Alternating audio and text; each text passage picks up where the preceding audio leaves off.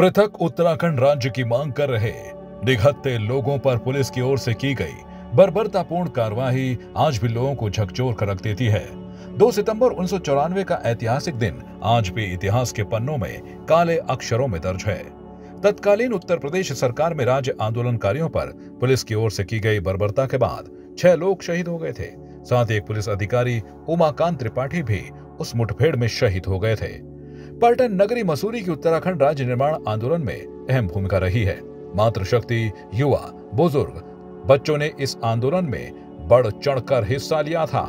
1 सितंबर 1994 को खटीमा गोलीकांड की खबर जब मसूरी शहर वासियों को लगी तो शहीद स्थल झूला घर पर धरने पर बैठे राज्य आंदोलनकारियों को पुलिस ने जबरन वहां से उठा लिया और उन्हें बरेली जेल भेज दिया गया था।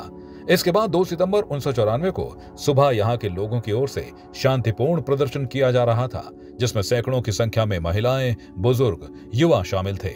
प्रदर्शनकारी जैसे ही मसूरी शहीद स्थल झूला घर पहुंचे, वहां पहुंचने से पहले ही तैयार पुलिस ने राज्य आंदोलनकारियों पर गोलियों की बौछार कर दी। महिलाओं के माथे पर संगीन लगाकर गोली मार दी गई। उत्तराखंड के क्रांतिकारी साथियों ने एक जन आंदोलन किया और जन आंदोलन की जो शुरुआत हुई थी वो 1994 में इस छात्रों के आरक्षण की एक शुरुआत थी और वो चलते चलते वो शुरुआत इस परिणति में बदलती चली गई। लोग बाग जो हैं उत्तराखंड के राज्य प्रांतीय आंदोलन में कूद गए तो सभी लोगों ने जो है इस आंदोलन को बड़ा स्वस्फूर्त आंदोलन बताया और इसकी बड़ी खासियत ये थी कि इस आंदोलन के अंदर सभी लोग अपने दलों के झंडे डंडों को एक तरफ रखते हुए उत्तराखंड संघर्ष समितियों का गठन करते हुए इस पूरे जन आंदोलन को कोई कार्यकर्ता कभी चैनली शॉर्ट से वो डाल देता था कि आज हमारा ये है तो हम उसी को आगे बढ़ा देते थे। तो बड़ा ये समझिए कि बुजुर्गवार हों, नौजवान हों, महिलाएं हों, प्यारे प्यारे स्कूल के बच्चे हों या फिर कर्मचारी हों, अधिकारी हों, बैंक हों, कहीं भी हो, वो ऐसा स्वस्फूर्त आंदोलन बन गया कि जिस पर जो है जब हमारे खटीमा के क्रांतिकारी साथी आंदोलन कर रहे थे तो वहाँ पुलिस की बर्बरता से गोलियों का शिकार हुआ। 7 लोग वहाँ पर जो है शहीद हो गए और उसी की परिणति को जब हमको ये पता चला कि ये खटीमा में जो है इस तरह की पुलिस ने बर्बरता कर दी है तो हमने भी 1 तारीख को ही हमारे यहाँ जो है कर्मी अनशन निरंतर चल रहा था। सारे स्कूल अपने अपने तरीके से, हर स्कूल जो है एक दिन आकर जो है सहयोग करता था, पूरा प्रोटेस्ट था, सब चीज़ें निकलती थी। तो वो उसी के लिए हमने निर्णय लिया कि भाई हम 2 तारीख की सुबह यहाँ पर आकर जो है इसी स्थल पर जो आकर, क्योंकि जो हमारा धरना स्थल था उस धरना स्थल पर हम लोग इकट्ठा हुए सुबह 9 बजे कि हम लोग जो है खटीमा के उन साथियों को जो है हम श्रद्धांजलि अर्पित करेंगे। तो ये हमारा वहाँ आना हुआ। देखा वहाँ तो कि हमारे जो 5 हर रोज़ कर्मी अनशन पर 5 साथी बैठते थे, वो जो उस दिन बैठे थे उनको पुलिस ने जो है बड़ी चतुराई से, बड़ी बर्बरता से जो है उनको वहाँ से हटा के कहीं अज्ञात स्थान पर ले गए।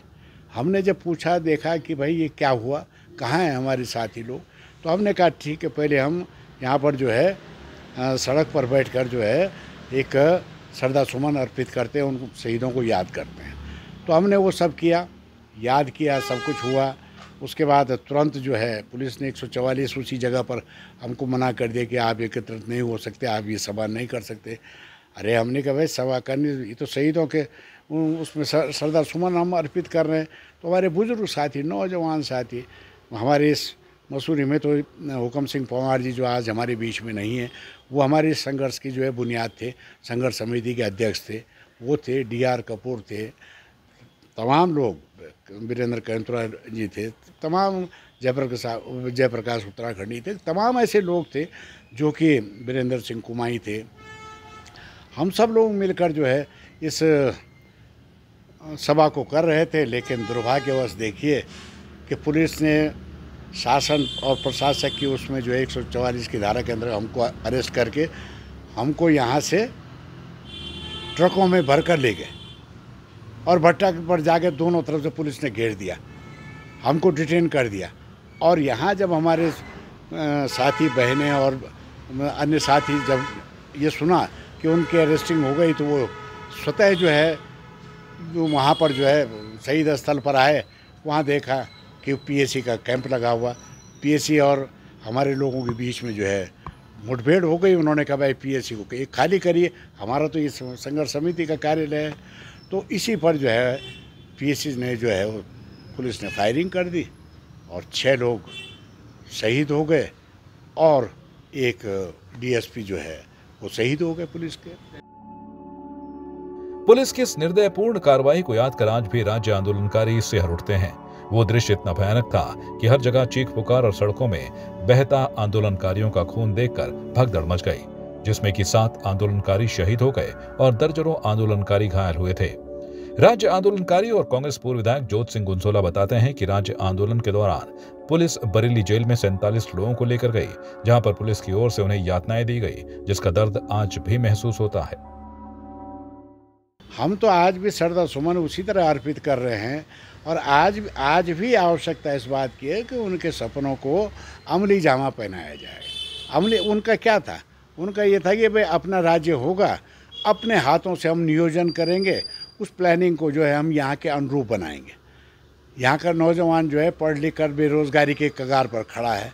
हर वर्ष कम से कम जो है 2000 से 3000 5000 लोग जो है ग्रेजुएशन, पोस्ट ग्रेजुएशन और तमाम डिग्रियाँ लेते हैं हर साल। वो कहाँ जा रहे हैं? वो बेचारे सड़कों पर हैं, है ना। तो ये नियोजन की आवश्यकता थी कि स्थानीय जो लोग हैं, बाहरी देखिए आयातित विकास कभी सक्सेस नहीं होता। हमारा जो कहना था और उन सभी आंदोलनकारी साथियों का मानना था कि स्थानीय उत्पाद हो, स्थानीय उपभोक्ता हो और स्थानीय बाजार हो, और हमारा जो नियोजन हो वो स्थानीय चीज़ों पर उठकर जो है इस प्रदेश की बहबूदी के लिए काम करें।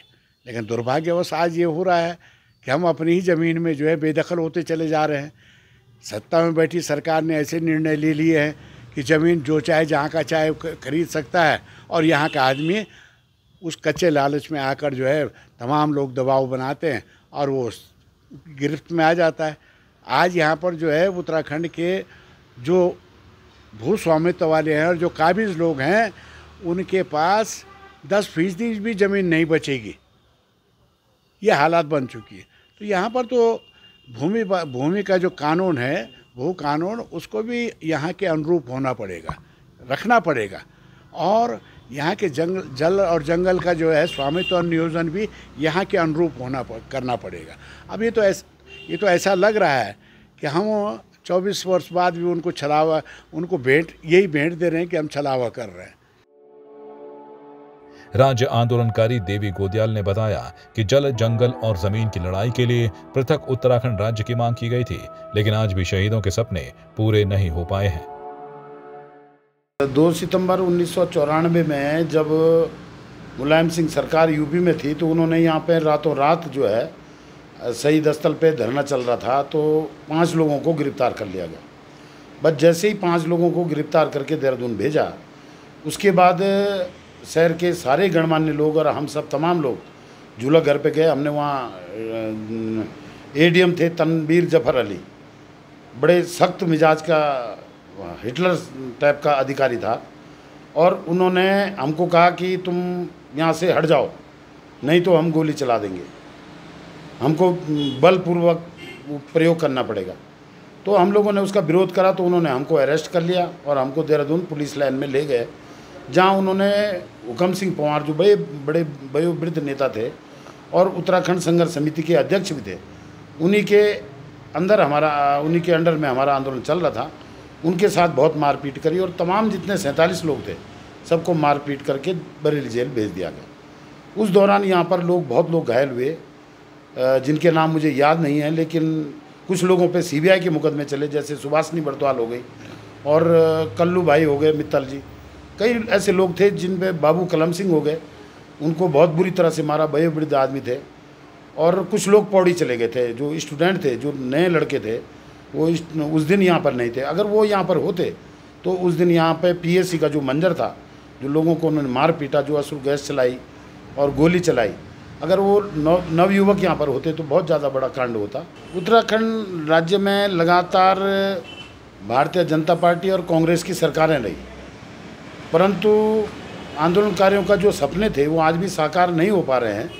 प्रयास सरकारें सब कर रही हैं, लेकिन मुझे लगता नहीं है कि यहाँ पर सबसे बड़ी समस्या ये होगी, जो अन्य प्रदेशों के लोग हैं, बाहर का जो लोग हैं, बिल्डर हैं, बड़े बड़े बिल्डर हैं, वो लोग यहाँ पर लगातार घुसपैठ कर रहे हैं, जिससे स्थानीय लोगों को रोज़गार में भी फ़र्क पड़ रहा है, आवास में फ़र्क पड़ रहा है, लोगों पे यहाँ मकान बनाने को जगह नहीं मिल रही है।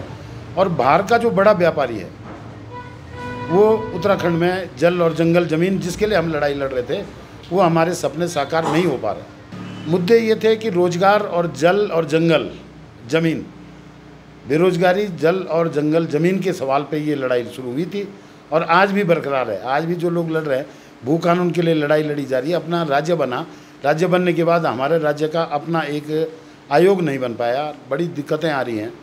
और भू कानून की जो हम मांग कर रही हैं कि हिमाचल की तर्ज पे जब हमारा राज्य बन गया था, हमारे सपने साकार होने की बात तो तभी होगी जब जल और जंगल ज़मीन के हम मालिक बन पाएंगे। लगातार सरकार से मांग कर रहे हैं कि उस टाइम आंदोलन में हर व्यापारी, हर छात्र, नौजवान, मजदूर और किसान, तमाम लोग उस आंदोलन में थे, परंतु सरकार ने जो चिन्हीकरण की प्रक्रिया करी, कुछ घायल का जो मानक बनाया, जो घायल लोग थे उनको लाभ मिल चुके हैं, पेंशन लग चुकी है, नौकरी मिल चुकी है, परंतु बहुत सारे लोग ऐसे हैं जो छूट गए उस दौरान, और वो आंदोलन में उनकी बहुत सक्रिय भूमिका थी, परंतु वो चिन्हित नहीं हो पा रहे हैं। सरकार अपने मानक तैयार करती है, लेकिन उनके पास उस ज़माने का 94 का आज 30 साल पूरे हो गए हैं, तो वो पता नहीं चल पा रहा है कि उनको जो सरकार ने शर्तें रखी हैं चिन्हीकरण की, वो नहीं मिल पा रही है।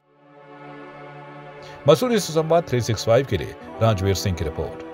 आपकी इस पर क्या राय है, हमें कमेंट कर जरूर बताएं। इसके साथ ही आप हमारे YouTube चैनल को सब्सक्राइब कीजिए। आप हमें Facebook, Instagram, Twitter और कू ऐप पर फॉलो भी कर सकते हैं। और संवाद 365 के साथ एक क्लिक में जुड़ने के लिए डाउनलोड कीजिए संवाद 365 ऐप।